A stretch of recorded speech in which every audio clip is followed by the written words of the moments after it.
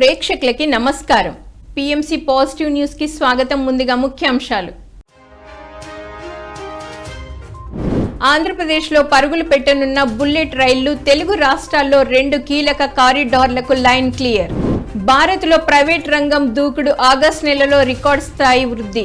పేదరికాన్ని తగ్గించడంలో మెక్సికో అద్భుత విజయం, 13 మిలియన్లకు పైగా ప్రజలకు పేదరికం నుంచి విముక్తి.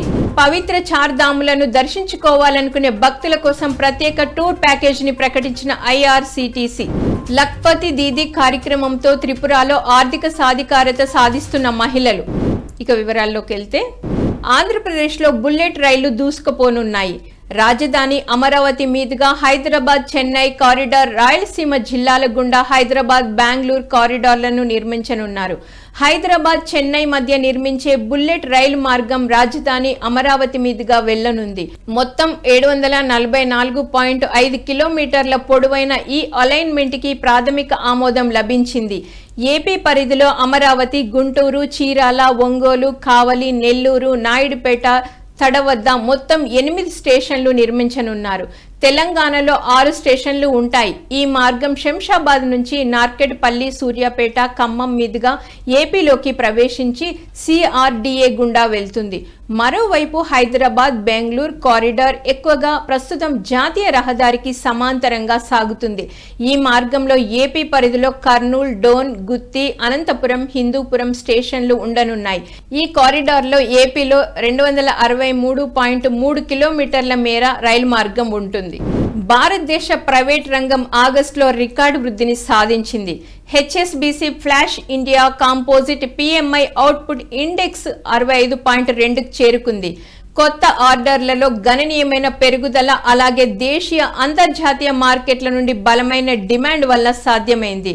కాంపోజిట్ పిఎంఐ ఇండెక్స్ ఆగస్టు 2025లో HSBC flash India composite PMI output index జూలైలో 61.1 నుండి 65.2కు పెరిగింది. HSBC flash India services PMI business activity index 60.5 నుండి 65.6కు చేరుకుంది. మ్యానుఫ్యాక్చరింగ్ రంగం కూడా బలమైన వృద్ధిని చూపింది. ఆసియా, మిడిల్ ఈస్ట్, యూరప్ మరియు అమెరికా నుండి బలమైన డిమాండ్ కారణంగా కొత్త ఆర్డర్లు, ఎక్స్పోర్ట్ ఆర్డర్లు గణనీయంగా పెరిగాయి.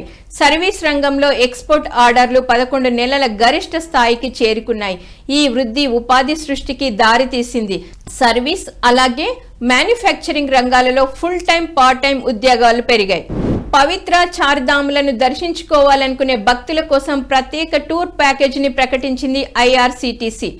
Bharat Gaurav deluxe AC tourist రైలు ద్వారా ఈ ఆధ్యాత్మిక యాత్రను నిర్వహించనున్నట్లు తెలిపింది. ఈ యాత్ర మొత్తం 17 రోజుల పాటు కొనసాగుతుంది.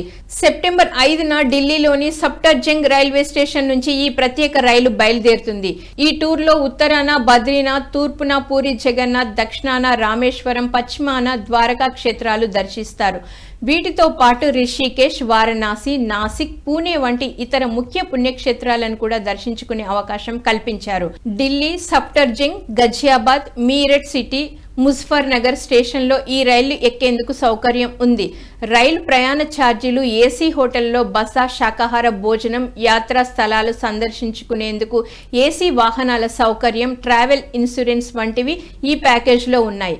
యాత్రికులకు సహాయంగా ఒక టూర్ మేనేజర్ కూడా అందుబాటులో ఉంటారు. త్రిపురలో చేపట్టిన ఒక కార్యక్రమం మహిళను లక్షాధిపతులుగా మార్చింది. గ్రామీణాభివృద్ధి కార్యక్రమం ద్వారా 1,08,281 మంది మహిళలు లఖ్పతి దీదీలుగా మారారు. ఈ మహిళలు కనీసం ఏడాదికి 1 లక్ష రూపాయలు సంపాదిస్తున్నారు. ఈ కార్యక్రమం దీన్ దయాల్ అంత్యోదయ యోజన జాతీయ గ్రామీణ జీవనోపాధి మిషన్ కింద నడుస్తోంది. ఇది స్వయం సహాయక బృందాల ద్వారా మహిళలకు ఆర్థిక స్వావలంబనను అందిస్తుంది. స్వయం సహాయక బృందంలో సభ్యురాలై ఏడాదికి కనీసం 1 లక్ష రూపాయల ఆదాయం సంపాదించే మహిళను లఖ్పత్ దీదీ అంటారు. త్రిపుర ప్రభుత్వం ఎస్హెచ్జి సభ్యులకు 1677 కోట్ల రూపాయల బ్యాంకు రుణాలు, 787 కోట్ల రూపాయల revolving fund, community investment fund అందించింది. ఈ కార్యక్రమం మహిళను వ్యాపారవేత్తలుగా మార్చడానికి దోహదపడుతుంది. ఇది గ్రామీణ త్రిపురను శక్తివంతం, స్వావలంబనంగా మారుస్తుంది. పేదరికాన్ని తగ్గించడంలో మెక్సికో అద్భుత విజయాన్ని సాధించింది. 2018 నుంచి 13 మిలియన్లకు పైగా ప్రజలకు పేదరికం నుంచి విముక్తి లభించింది. ఆ దేశ మాజీ అధ్యక్షుడు ఆండ్రెస్ మాన్యుయల్ పాలనలో అమలు చేసిన సామాజిక సంక్షేమ కార్యక్రమాలు అలాగే కనీస వేతనంలో గణనీయమైన పెరుగుదల వల్ల ఈ పురోగతి సాధ్యమైంది. 2018లో దాదాపు 51.9 మిలియన్ల మంది మెక్సికోలో పేదరికం రేఖ కింద జీవిస్తున్నారు. 2024 నాటికి ఈ సంఖ్య 38.5 మిలియన్లకు తగ్గింది.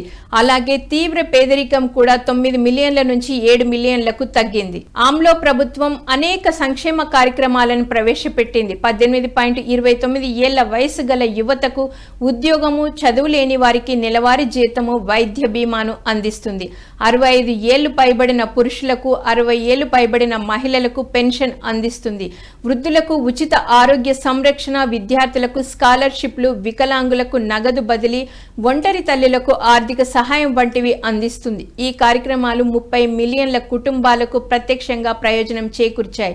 ఇలా అనేక సామాజిక కార్యక్రమాలు మెక్సికోలో పేదరికం తగ్గించేందుకు కారణమయ్యాయి. పిఎంసిని ఆదరిస్తున్న ప్రేక్షకులకు అందరికీ హృదయపూర్వక కృతజ్ఞతలు తెలియజేస్తూ సానుకూల వార్తలు, పాజిటివ్ న్యూస్ తో మళ్ళీ కలుద్దాం. అప్పటి వరకు చూస్తూనే ఉండండి పిఎంసి ప్రతిక్షణం సత్యదర్శనం. నమస్కారం.